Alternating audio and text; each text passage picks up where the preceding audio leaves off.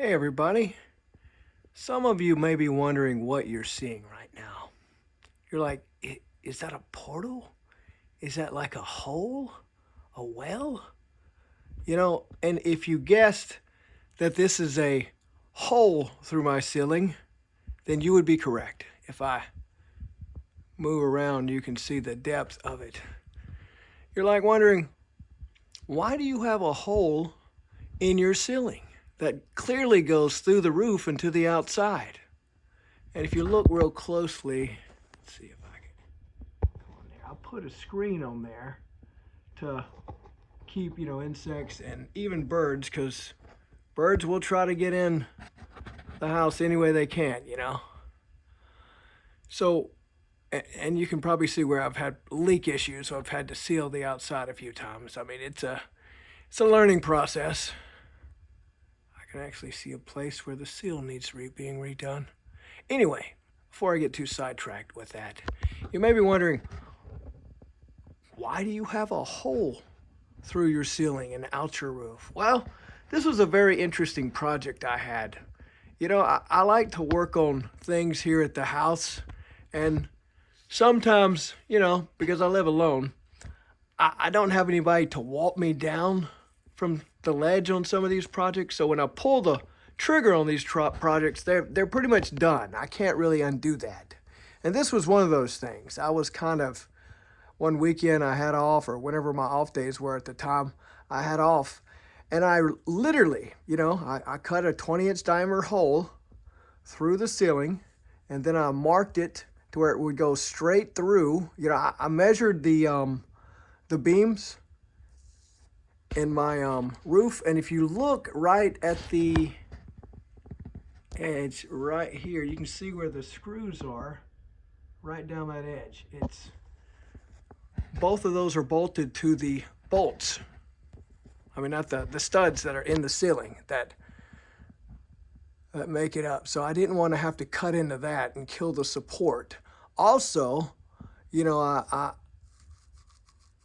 had it to where there was support on the roof, and conveniently all that was synchronized. I guess where they designed the little triangle thing, the little arch, everything was synchronized, which that worked out in my favor.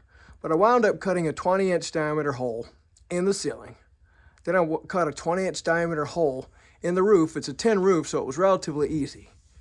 And then I fabricated this 20-inch diameter tube. If you look real closely, you can see where I used self-tapping screws and put that together to have the overall 20-inch diameter hole. Now, for a long time, I had like a trash bag that was on top of it to prevent rain from coming in.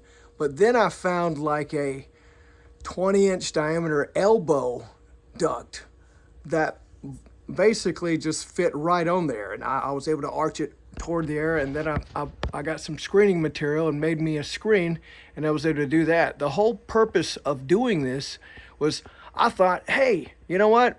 I'm going to create a thermal vent, and this is going to let all the heat escape from inside the house during the hot times of the year. And during the fall and the spring, it'll help cool off too, because you do have some heat. It may not be hot, but you do have some heat there. It can help cool everything off. And sometimes, like right now it's spring, I have a window cracked, and that wind, the little air coming through the window, comes in here, and any heat generated will go right out here and flows out. So that's cool. But one thing I didn't account for, and this is something I hope to rectify in a later project, is thermal mass. The south-facing wall of your house always gets bombarded with sun rays. And what happens, it absorbs all that sunlight, which gets converted to heat. Then all that heat gets stored there, and it turns your house into like a solar oven. So even though I have this big, huge hole in my ceiling, essentially, and a lot of heat escapes from here, I can even install, I can put a 20-inch fan up here and enhance it, but, it can only do so much, because you have the active heating of the sun on the south-facing wall, and that heat is re-radiated back outside the house and inside the house. So in a later project, I think what I want to do is come up with a solar wall, or a kind of a something to go over the top of the roof of the house, and go over, hang over enough to account for whatever the angle the sun is at during the summertime. And then I'll be able to utilize the sun during the winter when it's lower, but during the summertime when it's up, it won't touch the house at all, and I'll have a second roof. If you've ever looked into this, shade, obviously, if you have a big tree next to your house, can provide a lot of insulation from the sun, thus making it easier to cool your house. And you can have thermal vents like they use in the deserts to help enhance that.